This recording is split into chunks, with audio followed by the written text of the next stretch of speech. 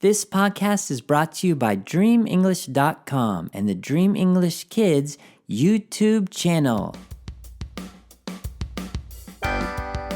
Welcome to the Dream English Kids Teaching Tips Podcast. I'm your host, Matt. Hello, everyone. I hope you're great wherever you are in the world today. This is my first podcast of 2021. It's hard to believe. I'm going to try to do these more often and keep them a little bit more casual, a little bit more informal. But I hope to have teaching tips in each podcast, something that will be helpful for you as a teacher or a parent teaching your children English. Today's topic is total physical response, also known as TPR. TPR was developed by James J. Asher, and there's a fantastic book, which I've read most of. It's called Total Physical Response, TPR. And I highly recommend you get it. Again, it's by James J. Asher, A-S-H-E-R. Total physical response, to keep things simple, is basically using language and vocabulary and associating it with movements. So you've probably already done some TPR in your classroom, even if you didn't realize it was TPR. So for example, when you ask your students to sit down and they sit down, that's total physical response. You're saying an action and they sit down. Or if you say stand up, again, that's TPR. I use a lot of TPR in my classes, and the thing about TPR, what the Asher recommends, is that when you start using TPR, you don't require the students to use language. They're just going to do the actions to begin with. So for example, I had a recent class of new students. It's a new school year here where I teach.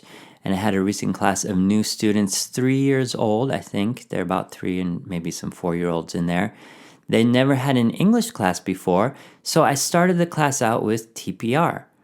We did little actions where I said clap your hands, clap, clap, clap, wash your hands, wash, wash, wash, shake your hands, shake, shake, shake, stand up, sit down, jump, spin around. Little actions like that, and it took a while for the students to follow along with me, and some almost didn't the whole class, but the majority of the students followed along, and they didn't say anything. Towards the end of the class, some students were saying a few words like stand up or sit down, but basically they're just following along. They're just doing the actions. You're getting your students comfortable with you as a teacher. You're getting the students comfortable with a new language, and you're getting the students comfortable with reacting and interacting with you as a teacher.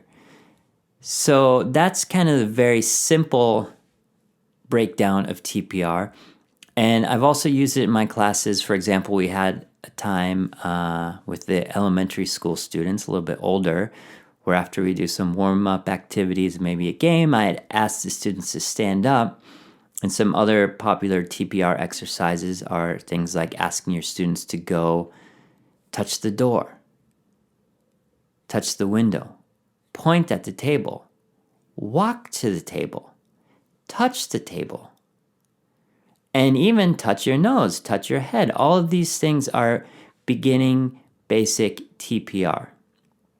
Now, according to Asher, and I'm sure others as well, you can take TPR, and in fact, I think some people do this, and you can teach a whole entire curriculum using TPR.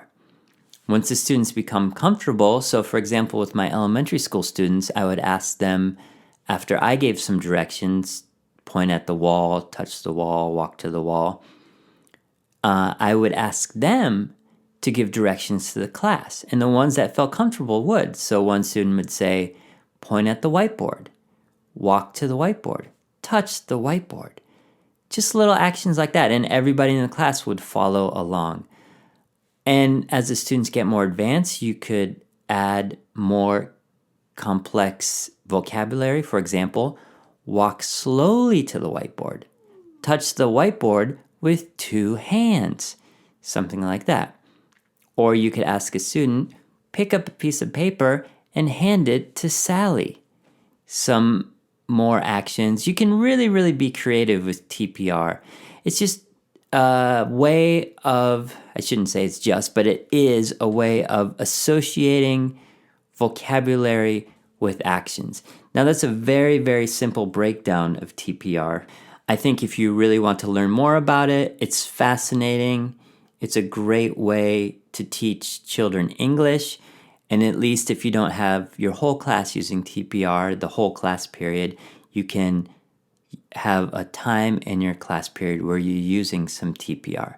So check out James J. Asher, actually Dr. James J. Asher, his book, Learning Another Language Through Actions,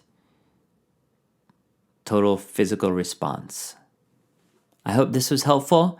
Let me know. You can leave some comments on the facebook.com/Dream English page, or you can leave some comments on the Dream English Kids Instagram page. And I hope this gives you some ideas for your teaching. Goodbye. See you. Thank you.